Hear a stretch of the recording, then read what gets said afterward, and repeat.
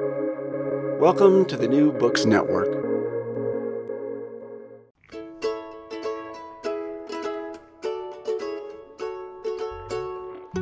Hello, and from Brandeis University, welcome to Recall This Book, where we assemble scholars and writers from different disciplines to make sense of contemporary issues, problems, and events. Today, I'm delighted to be joined in hosting duties by my English department colleague Ulka Anjaria, scholar of South Asian literature and film, author of 3 wonderful scholarly books and many articles, and to top it all off, head of the Mendel Humanities Center. Ulka, hi. Hello. Hello. So both of us are lucky enough to be talking today with Rajiv Mohabir, a poet who seems to learn a new language every day before breakfast, publish at the rate of 2 books a year, and then translate a forgotten century-old memoir about mass involuntary migration before lunch. Yeah, he actually did that.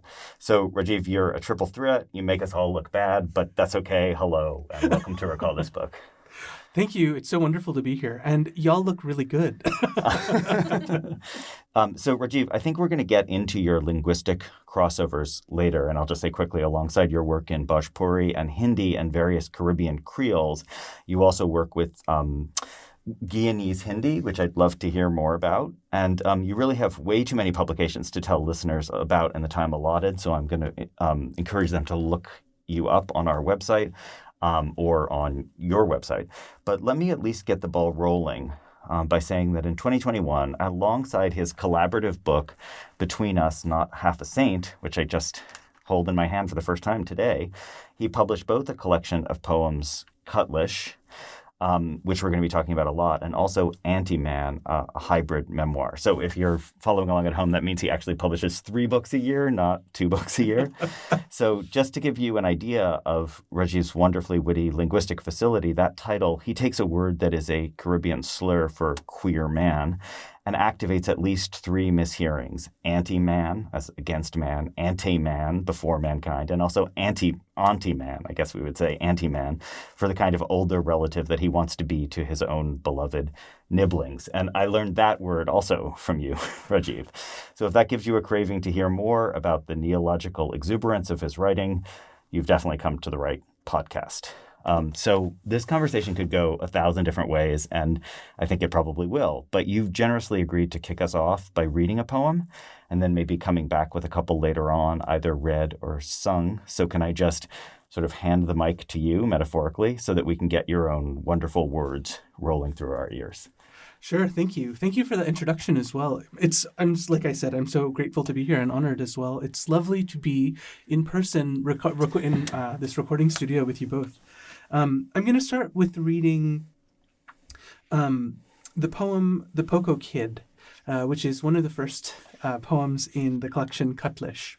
Now, a little bit about the title Cutlish is that it's a Berbetian recasting of the word cutlass, which in the Caribbean refers to the machete. The Poco Kid, as in the post-colonial kid. Matahet logan bol na sake hai, darasan nahi maral murjake. Let's get one thing queer. I'm no Sabu-like sidekick. I'm the main drag. Ram Ram in a sari, salam on the street. I don't speak Hindu, Paki, or Indian. Can't control minds, have no psychic powers. I clip my yellow nails at dusk. On Saturday nights, I shave my head. Forgive me, Shiva. Forgive me, Saturn. I'm coolly on Liberty Ave, Daisy in Jackson Heights, where lights spell season's greetings to cover Christmas, Diwali, and Eid. Where white folks in ethnic aisles ask, will your parents arrange your bride? While Ma and I scope out fags, gaff and laugh, while aunties thread our eyebrows. The subaltern cannot speak. Representation has not withered away. So this is in a form that I'm calling a chutney poem that's like based off of, a 1960s song by Sundar Popo, 2 1960s songs by Sundar Popo, Kaise Bani and Scorpion Gill. And one of the main features of, chutney in that generation was that it stood at a crossroads of different languages mixing. And there would always be a chorus that would be in Caribbean Hindustani or Trinidadian Bhojpuri, Guyanese Hindustani. This happens to be in Guyanese Hindi or Guyanese Hindustani, which is a descendant of Bhojpuri. So I think about Caribbean Hindustani as like this umbrella term for all of the South Asian languages spoken in the Caribbean. And from that become like, or branch out the various tendrils of other languages, so Trinidadian Bhojpuri, Guyanese Bhojpuri, this kind of thing. And so the chorus is in this language, and the chorus, and I'm using these air quotes. I haven't figured out which one they are yet, that I read at the very end as a kind of repetition that closes out the poem. And that repetition is kind of an Easter egg for me or for anybody else who can make heads and tails of the language. And this one specifically is from Gayatri Spivak's famous essay, Can the Subaltern Speak? And I thought it would be a real cheeky way to begin the book. Let's get one thing queer. I was really excited about that beginning. But the original epigraph is, what you've done, you've also reversed the hierarchy because, of course, post-colonial theory is all written in English, despite its claim to kind of alterity. And so by transcreating her line into Guyanese Hindustani, and then writing it at the end in English, that's another cheeky refusal of that claim to alterity in a sense. Yeah, thank you. Like the whole idea about how we make meaning available to people, it was really important to me. And thinking about how, in this book specifically, the Guyanese Bhojpuri here has a meaning that's occluded to most of the readers, whereas once upon a time, this would have been, in my family, the first access that we would have. So thank you for noticing that. Spivak gets all the credit for translating Derrida into English, but you get the credit for translating her into... I wonder what she would think. She'd probably say, "You got this wrong. This is not what I meant." Thank you. Oh, another Easter egg in here is all of the things that I claim to do and not to do are inauspicious. So, for example, clipping my nails at dusk. You're not supposed to cut your nails at night. It's like really bad luck. And shaving your head on a Saturday, that's miserable. Can you talk about the writing process? Like, do you write the poems and then figure out where they go in the book, or was this book written all of a piece? Yeah, thank you. So I'd actually been working on this collection for about a decade, in which I would write the pieces individually and to see where they were and where I was going with how the choruses would occur to me first. So the Bhojpuri chorus would come to me as I was walking, as I was on the train, as I was doing menial tasks, thinking about music, thinking about words that I had heard in songs that I wanted to put to use. And so the poems are constructed from those. And so then to put the poems all together, now that was a task that took a really, really long time. I had to amass this, all of these individual pieces and to see what could fit and what couldn't fit. There are so many poems that did not make this collection. And I wanted to kind of toggle back and forth between a past and a present for the speaker. So as we see the speaker's present, we get into the past. And part of it is that it's narrated. There's an overarching long poem where the Aji character or the grandmother narrates where we are from or the speaker is from, that, it kind of hopefully feels a little bit like storytelling.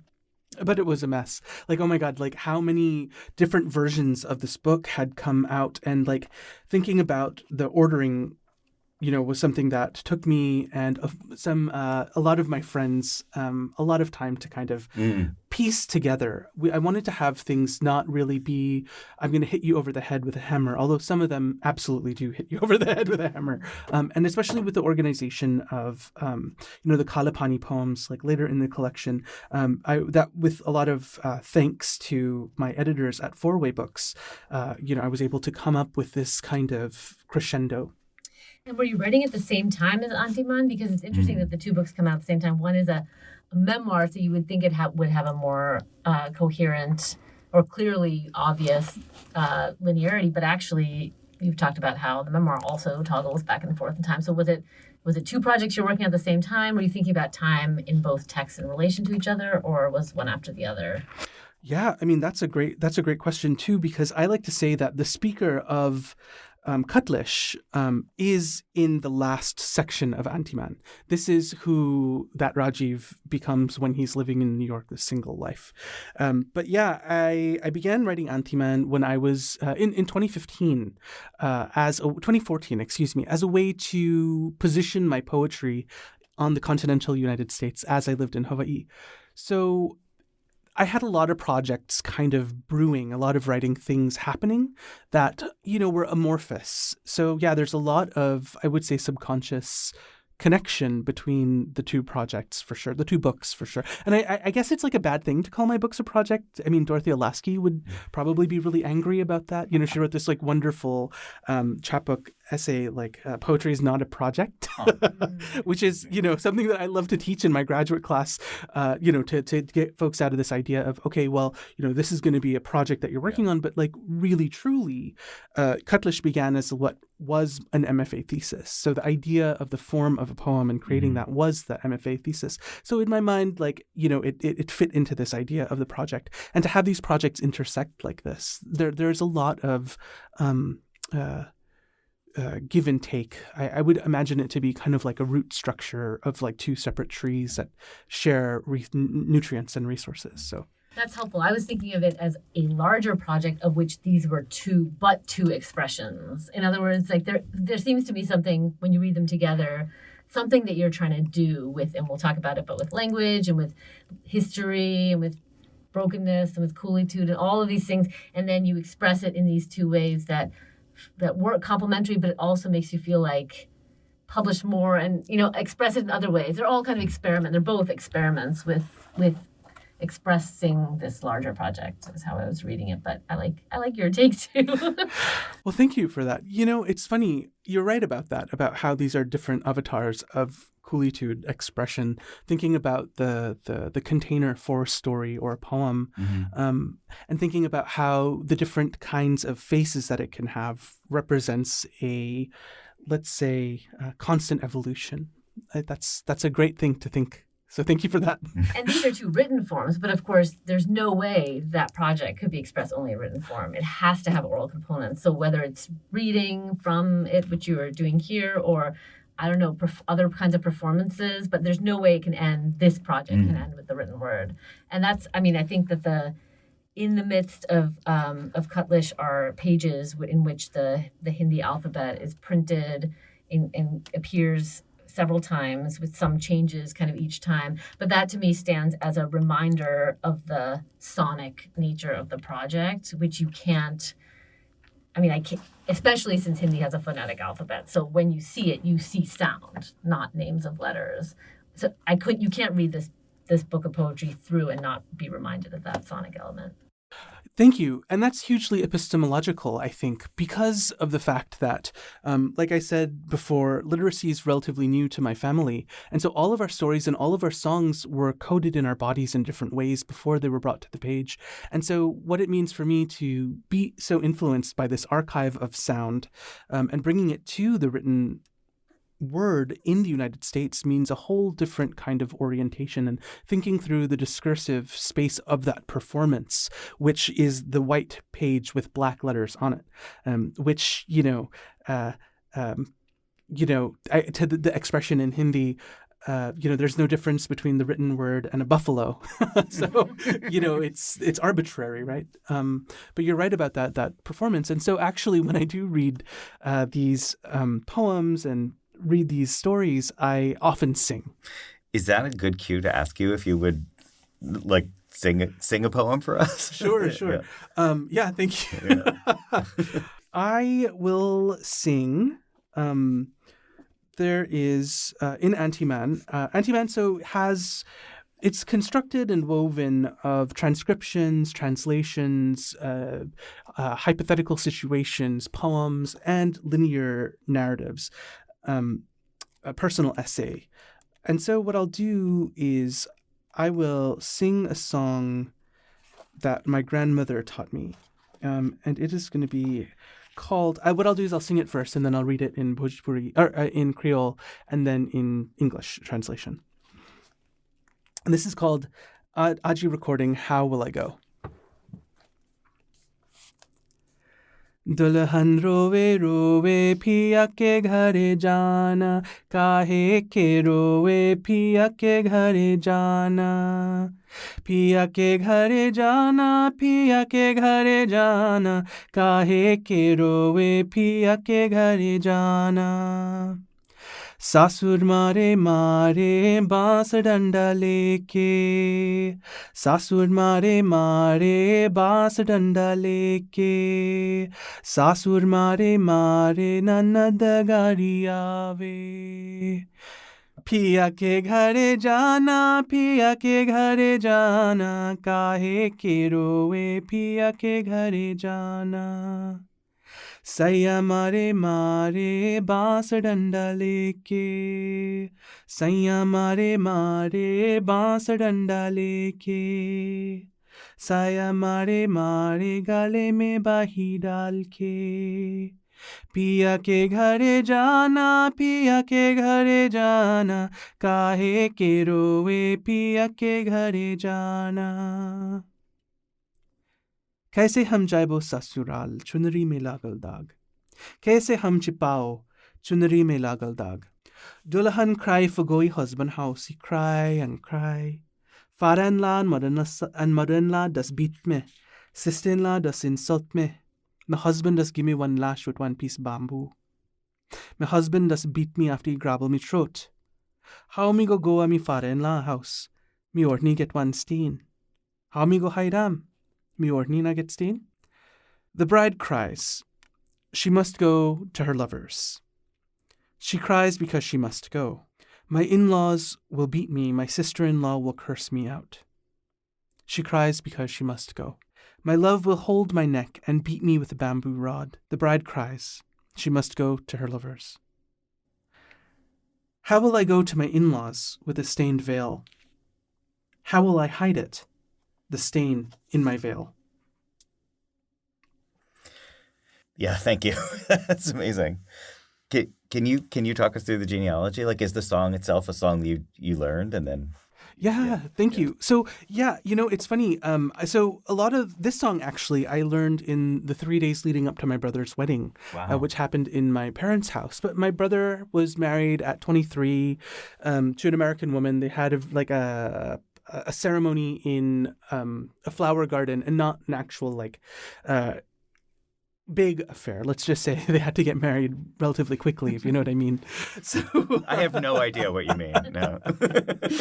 And so, my grandmother was there, and so I sat with her, and that was when I could feel the lamentation of her being kind of away from her community. Like, my grandmother was one of those women that people would call to your wedding to sing these songs specifically, and I was like, Aji, what kinds of songs would you be singing today? And so she walked me through singing all of these songs. Now, this one in particular has some interesting valences. There is the idea of the woman leaving her birth home to go to her in-laws, and that means a whole new culture, a whole new way of folks interacting with one another, a whole different kind of sexual economy in the house, where, she sometimes falls victim to the whims of the men of this new patriarchal line that she's joining. And so my grandmother sang this song, and in it, I could also hear echoes of diaspora, thinking about what does it mean for our ancestors to have left and come into the Western Hemisphere, not knowing what the culture would be, not knowing what kind of abuses they would suffer. And then the end of it, she had this kind of switch. And this is every time she would sing it, the words would change just a little bit at a time. The tunes would stay the same. The words would change. And in this one particular iteration, I was so interested in the way that she brought up Kaise mein jaibo sasural. How will I go to my in-laws' house? I have a stain on my veil. And this is also one of those bhakti poetics, actually, of what it means to leave this body and go to the next world. Mm-hmm. So then that's another layer of that leaving. And so, the sad part of my learning this song is I didn't ever learn it in community, where women would be repeating these lines to each other and kind of building on one another, with my grandmother at the lead. I wish I could have been there, in the, what would that have been, the 1930s, 1940s? That would have been amazing. This is a dumb linguistic question, but Creole, you said Creole, sort of unmodified. Does that mean it could be one of many Creoles, or this is a Yeah. So yeah, thank you for that. So Creole is really it's a language that derives from a pidgin after the pidgin becomes regularized and dexterous, able to express like future and conditionals, and people are like when it becomes a first language. Well, that's true, but not true because Creole wasn't my grandmother's first language. It was, I would say, one of her first languages. So it existed together. So her parents spoke a pidgin. And my grandmother then spoke, let's call it Creole with a little, one next to it as like the first generation. After that, Creole changed as it became more and more used widely as a first language, and Bhojpuri fell out of usage. So yeah, my grandmother did speak Guyanese Creole. She called it Creolese. So there is that part of the Creole. And so the Creole that I grew up speaking and knowing was my parents' Creole, but I would only ever speak it to my grandmother. So I would be speaking in her Creole 1. Yeah, got it. Which was just very closely related to the pidgin, whereas people in my generation would be third or fourth generation Creolese or Creole that they're speaking. And so in Guyana, and in particularly in the place where my grandmother was from, the Creole was kind of specific to that area. So to say Guyanese Creole is it's a shortcut. The Creole that my mom's family all spoke was completely different. They have different names for things. My mom's family was from the city, and my dad's family was from the country. And so being in the city, my nana, so my mom's parents, had a lot of access to, international people and more things happening, way more things than my father's family did in Berbice, Crabwood Creek. I just love that it exists in these three versions, and I'm trying to think about how they relate to each other. And that point about the multiplicity of Creoles only kind of deepens the complexity of it. And the decision that you made, which presumably many people who have Creole as one of their languages make, that you can sometimes write things in it, but you're always going to have an English version, or you will often have an English version because that's more standard or legitimated or... Well, it relates to the question of community too, because I feel like I didn't see it as an accident that you read the three in that order, because each one gets more displaced from community, and I think loses some meaning in that. So when you hear the wedding song, not only is it performed in a community and learned in a community, as you said, but it's also a ritual song about the bride leaving the parents' house. It's not actually about how the bride feels. It's a ritual wedding song. Then when you get it in the Creole version, you can see some of that. In the English version, it just sounds like a song about people beating their daughter-in-law. Yeah. Which takes all of that community out of it and becomes kind of, the whole thing, it's tragic, but when you sing it, I don't see it as tragic, even though the story is still about beating their daughter-in-law, because it feels ritualized and communitized. And when you read the last one, it makes me sad in a way that the first one didn't. So I don't know if that is part of what happens in what you don't call it just translation, but transcreation. It becomes something else as it loses that connection. It becomes lonelier, right? It becomes lonelier. Yeah, I feel that too. And so part of my act as a translator is then also to have another leaving, right? It's kind of it kind of is also propelled through time, unfortunately, with the deterioration or the lessening of the Bhojpuri into the English. Yeah, it is. It's like a commentary on that loss of leaving and what it strips away. So what it becomes in the English is you read it even sadder. You read it as a sad poem when you read it in English. I didn't hear you read it as a sad poem in the first two languages. So I wonder, and maybe it's a commentary on all that is lost when everything gets put into this standard English, where you just can read it as sad rather than the different kinds of meanings and valences that were coming into it earlier. There's a line from Cutlish that has just been resonating for me, which is you say, I am an expert at amnesia, new moon faced, I have my own mantra. And I was like, I need to ask him about that, because that I can't be you. Because in a weird way, you're an expert at amnesia, but you're an expert at amnesia by undoing it. You're an expert at genealogy or lamination or layers. Thank you. Yeah. Thank you. Like, I don't see you very amnesiac. You don't seem to be a very amnesiac Yeah, poet. that poem, Hiranya Garba, this poem is, dedicated to that traveler who left India, who was hijra, or, of what in India now they call them people of the third gender, which I think is also a little bit of a problem. As soon as the state locates you, then all of a sudden you have rights, but then you have so many fewer rights because of it. But it's a queer traveler, and what it meant for them to have to come across the sea, and to be checked by the ship surgeons, to make sure all of the anatomy and everything was healthy and right according to what the Britishers thought. But there's also like that part of me and that part of my story where, I was expert at amnesia in that, like, I didn't know what was lying latent in me until I started to dig away. And so there's this whole new kind of madness that has stalked into life because of that, just like dusting the ground just a little bit to see what it would bear for me. So, but thank you for that. I mean, if I could go back and look at the 15-year-old Rajiv and be like, one day you'll know enough about where you're from and who you are that it would feel like, you'll have this kind of sense of wholeness without fracture, then I would be like astonished. I'd be like, yeah, right. I wouldn't believe that. Well, is it truly a beautiful story of your grandmother's story, and her grandparents came over. Her father, I guess, was born on the ship.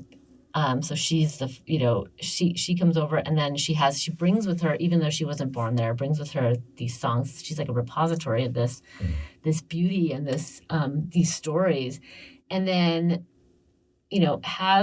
has children who basically, to different degrees, just don't want to be part of that story anymore. And then you said she had 42 grandchildren, and and then you were one of those 42 and was able to connect with her in this way, and through that activate this cultivated amnesia. So it's not just physical distance, and of course the amnesia of leaving a place, of not knowing where you're going, the violence and the brutality of it, the new place, let alone those conditions, but then the kind of cultivated forgetting that happened in that generation. And then you were able to kind of, I don't know, it's very moving, and it's beautifully told in Antiman, but I don't know if you want to talk more about like how that happened, how that, your 15-year-old Rajiv didn't know that was going to happen. So how did something so magical happen in real life? Thank you. I think it's the pharmacon of Western education. If for That should be the motto of our university. Pharmacon is us. Pick your poison. Yeah. In which, it kind of drove my parents' generation to eschew everything that was, the backwards, coolie Hindu ways of doing things. Whereas an undergraduate student at University of Florida, I studied religious studies, and all of a sudden I was interested in folk iterations. I was lucky in that, the director of my undergraduate thesis, Dr. Vasudha Narayanan, is really interested in the vernacular Veda. And so what that meant would mean the iterations of Ramayana that would be told in my family, and who would know that but my grandmother? And so going back to her and being like, oh my God, you know all of this stuff. I'd been studying Hindi for a while at that point. I was able to translate some of her songs rudimentarily into, talking about the wedding ritual in our family's family history. And that's how this all kind of started. And I didn't think that this was creative writing at all. I didn't imagine it to be like an important task. It was just, I was scratching an itch that I wanted to know.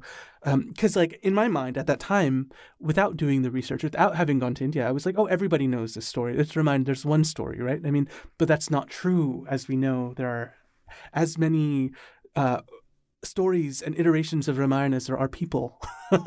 So this is how that all began. I didn't think that it would have much of a place in the world. And in fact, when I put together a rudimentary translation in collection of my grandmother's stories and sent it to folks to look at, people were like, oh, this belongs in a museum. This isn't actually literary. And what I was hearing was, oh, we don't appreciate oral culture. So it was like folklore or something. Yeah. Yeah.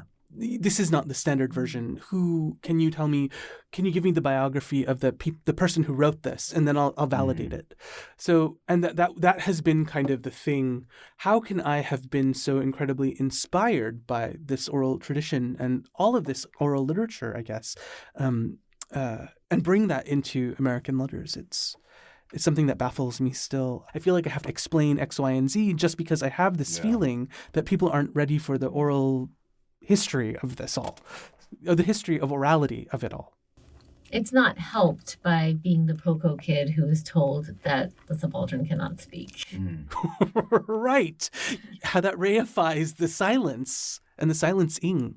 That's not what was intended, obviously, by the statement, but I don't know. It starts out your book. It feels like it must... I'm thinking about it from the perspective you're describing, and it could feel like a kind of injunction, a refusal of that attempt to do it, because it's an impossible task to ever recover that voice. So that's where it builds. That's where it does become a contribution to American letters, because you're giving the voice. Yeah. You're refusing the refusal. But sort of going along with the difficulty of it, the exhaustion of it, and which I hear you saying that, even though I still notice you publish 3 books a year, I do hear you saying that. Do you know this account of Irish literature? But I want to say it's Seamus Mallon maybe, but it's Silence or Eloquence. And he says that to be Irish and to be kind of, marginalized vis-a-vis English literature, you have these 2 responses. One is to sink into silence, and he kind of locates Beckett there. And the other is profuse, almost logorrheic eloquence. Like, in other words, in order to be able to speak at all, you have to be able to overspeak. So which would be Swift or Joyce or a lot of other writers. But, the gift of the gab, which actually has a kind of post-colonial jab to it, I think, the notion that if you're Irish and speaking at all, you're speaking too much, you're flowing, Does that resonate at all? Yeah. That is profoundly resonant. Yeah. Yeah, totally. Hey, do you feel like reading that other poem we talked about, Kalapani? Oh, yeah. I would love to. Thank you. So Kalapani is an idea, is a kind of rhetoric, I would say, that governs relationship of person to land and person to community. Kalapani literally means black water. It was thought and believed that crossing the black water, crossing the ocean into a new world, would erase you of caste and kin, where you would be nothing and no one and ritually contaminated and polluted, but like, to hell with you anyway, because you had crossed away. And Kalapani is something that haunts the story of Indian indenture and migration across the world, and thinking about the darkness of the water as not being an ill, but thinking about it as being that space of infinite creativity. That's kind of where I see this poem happening in this book. So it goes, my poem is Kalapani. Means waters black, means sea crossers, means to forget secrets and rituals, means conversion, means cloud cover, means night, means sunset, means loss, means water in the breath, means to mislay your name, means orphaning, means taking the name Cooley, means breaking under bundles of cane stalk, means Guyana, means migration, means America, means voyage, means to remain living, means planting seeds in your ancestors' sweat, means salt and sea change, means means a story's new lee, means a yield of fruit, means to generate, means to rise as the sun. Oh, thank you. Well, I was thinking of that theme throughout Cutlish and the memoir, because there's, along with Kalapani, there's the theme of being broken. That's a theme that comes up. So it's like, obviously, Bhojpuri is broken Hindi, Creole is broken English, and the families and lineages and possibilities broken by indentured labor. But there's a claim, just like there's a claim in that poem to the creativity of Kalapani. There's a claim, I think to the creativity of being broken. I mean, maybe you move back and forth a little bit because you seek your persona, your narrators seek wholeness at times, and you see why. Being broken is painful, but there's also, I don't know, there's also a value, something that emerges in that brokenness that's quite beautiful. I don't know how you see it, if that's something the project continuously questions, the need and desire to be whole, and also the reality that being broken can be beautiful. I wonder if I will ever feel any of those things 100% of the time. Like, I'd still feel quite fractured and fragmented often, and I feel whole as well. So maybe it's that ambivalence that is like coming through. But what you're saying is that there's beauty in that brokenness, and I totally see that. It's like, Naipaul famously saying nothing good was ever created in the West Indies, and I want to say bullshit to that.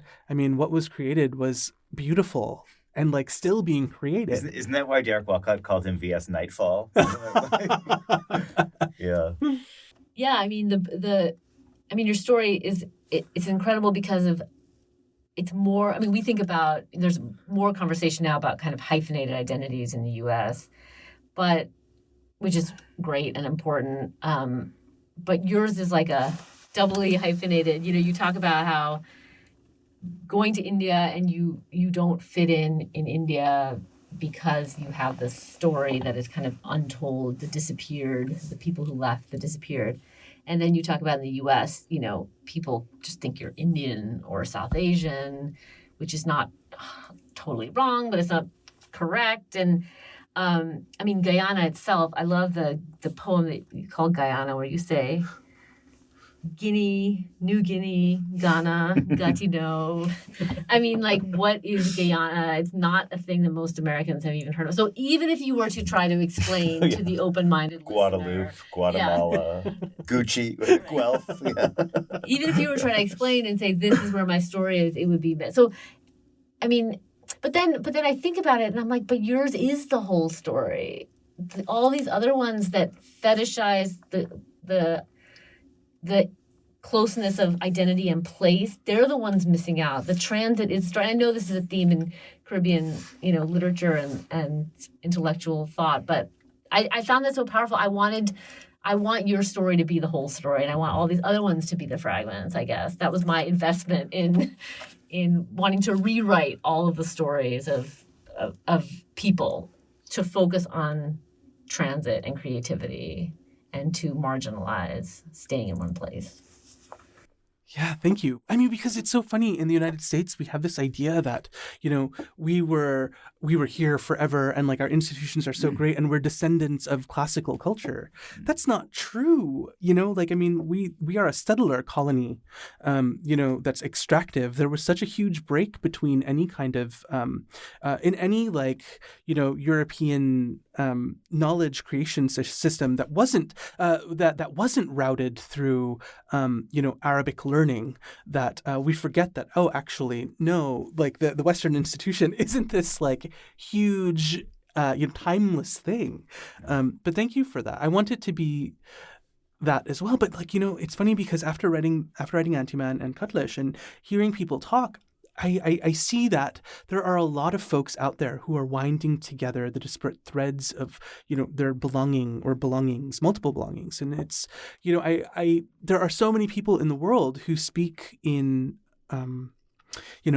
going back to Spivak, these strategic essentialisms so that they can be understood in whatever time and place, and that's not always wonderful, but maybe it accomplishes something initially to like clear some space for something to get done. But to the point about Guyana, and this is one thing that I have refused to write about, but after actually the Zac Efron movie comes out, I'm going to have to like start saying, okay, this is the thing when people are like, what's Guyana? Yeah. Like Jim Jones. And then people are like, oh, drinking the Kool-Aid. Yes. Wow. So, and that's one of the things that I have like, kind of divorced myself from writing about right now. Doesn't mean that I won't. And it's funny, my brother-in-law is named Jones, last name Jones, and my sister's named Jones now. And it's funny because he was like, because his family is also Guyanese. Uh-huh. And he was like, well, why aren't you writing anything about, Jim Jones? And I was like, oh man, okay, I'll write you a poem about about, this connection to Guyana because I don't know. And, it was in the manuscript for a moment. And then I was like, if it's in the manuscript, it means like I'm going to have to build around it too. And I'm like, I'm not ready for that emotionally, but maybe I will be. Can I ask you a question, which basically it's a one-word question, and the one-word version is Hawaii ? But like I could spin it out a bit more, which would be about the point you're making about, destinations and authentic or leveraged identities and essentialism and conglomerated places like the United States of America, and then places like Hawaii, which is an island. Has its own lineage, has its own monarchy and long genealogy. And I guess the question is whether being in Hawaii, like you did your PhD there, right? Yeah. Like, was that an important space for you to think about those third spaces or those elbows, like the ways that we don't get, that the continental logic is a little short sometimes? Absolutely. And especially around my own kind of understanding of the settler colony and what it means to be an American and, be an American presence in the world. As I was a graduate student employed by the university, which is, a project of the United States of America in Hawaii, was really eye-opening. I call it like a political education on the run, where seeing what was happening at the time was life-changing for me. There's so many ways to go to dive into this, but I'll say that Hawaii has had a history of indentured labor as well, drawing from Asia, and it was really, really cool for me to go to this other space and to see the way indentured labor had formed a pidgin and a Creole, and like how folks were living in identities there, and how there was this book that was written, I don't remember who it was. It was an academic text called Voices of the Cane Field, and it was like Japanese songs from indentured laborers. And I was like, oh my God, I feel like this rhymes a lot with like what I'm trying to do. But there in Hawaii, another thing that I was open to was that, my friends were sovereignty activists, and to see like indigenous struggle there really changed the ways that I was thinking about my own entanglements with empire. What does it mean to be a graduate student, and have this kind of privileged identity in a place where people are dispossessed of their homes and their lands? How I then can be like, oh, how can I be here ethically? What does that mean for me as somebody who has this post-colonial experience? How can I resonate that with folks around me and actually, fight for, the same things that my friends were putting their lives on the line for, right? And nothing short of like land back, which is, definitely the politics of a lot of the sovereignty activists in Hawaii. So I feel like we're sort of rounding the corner to home here, but Ulka, do you have like a final thought or question that you want to round things out? Just how do you stay so happy? There's some of the things you describe in both of these texts are incredibly painful, and some of them are violent. There's of course your relationship with your father, but like the persistent homophobia and racism that you encounter, and the writing remains so, I don't know, how do you not fall into bitterness? We mentioned Naipaul already, who's my paragon for turning these feelings into, I guess, bitterness, and maybe even worse. What's bitterness when it's projected outwards to other people?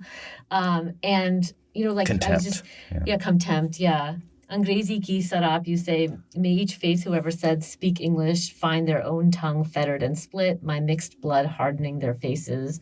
There's anger, and there is, and it's just, you feel it viscerally. It's very visceral. It's anger and frustration, and yet, and there is so much joy in it, and there's so much love. And so it's so wonderful, because again, I'm invested in wanting those two things to exist, and I go back myself between those poles. But how do you, as a creator, as a writer, as a poet, how do you think about the relationship, or as a human, honestly, how do you think about the relationship between those things? It's pretty dark. Like what I write about is very dark. And it is sad. But I will say part of the joy that I feel is that I'm dreaming up a coolie future through the writing, using the languages and the tools that I already have. And another thing that's really cool that like always like makes me feel like I'm doing the work of my ancestors, or I wish that my aji could see this, is I go to universities across the United States. I'm in the Library of Congress.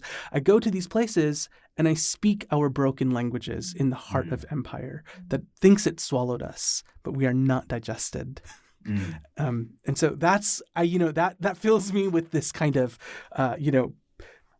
krantikari post-colonial joy that's lovely. And that's, it's powerful. It's not just symbolic. It means something to have those words and all of it's their broken forms on the page. It's poetry. It's beautiful. It's lyric. It's song. It's joy. And I don't think it's a small thing. So I really appreciate that about your writings. I think it gives other people joy as well. So thank you for that. Okay. So before we descend into the darkness again, that's probably a great place to wrap up. So Rajiv, this has been a real pleasure. I just want to start, Ulka, thank you for hosting with me. I hope not for the last time. Yeah. And if you enjoyed this and you enjoy thinking about poetry, dear listeners, I think you may also want to head to our Recall This Book archive via the New Books Network or via recallthisbook.org and listen to earlier conversations with, for example, George Caligaris, which is RTB 74, with Sean Hill, RTB 75, and also coming up in 2 weeks, a rebroadcast of our wonderful conversation between Roger Reeves and David Ferry. And if this conversation instead has made you want to hear more about Caribbean culture and politics, I think you might enjoy our conversation with historian Vince Brown about his amazing and now prize-winning book, Tacky's Revolt, The Story of an Atlantic Slave War, and that was RTB 34. So, Rajiv, just in conclusion, thank you so much for today's conversation. Oh, thank you. This was such a joy, and I am so grateful for the space that you've given to me. Well, we are grateful to you, especially for rechristening our recording studio. So thanks for wonderful. that. Thank you. Thanks. Yeah. Recall This Book was founded by Elizabeth Ferry and me, John Plotz. It is sponsored by Brandeis and the Mandel Humanities Center. Sound editing is by Naomi Cohen, website design and social media by Miranda Puri of the English department. We're eager to hear your comments, criticisms, and thoughts. If you liked what you hear, please subscribe, rate, and review us on Apple Podcasts or wherever you get your podcasts. From all of us here at RTB, thanks for listening.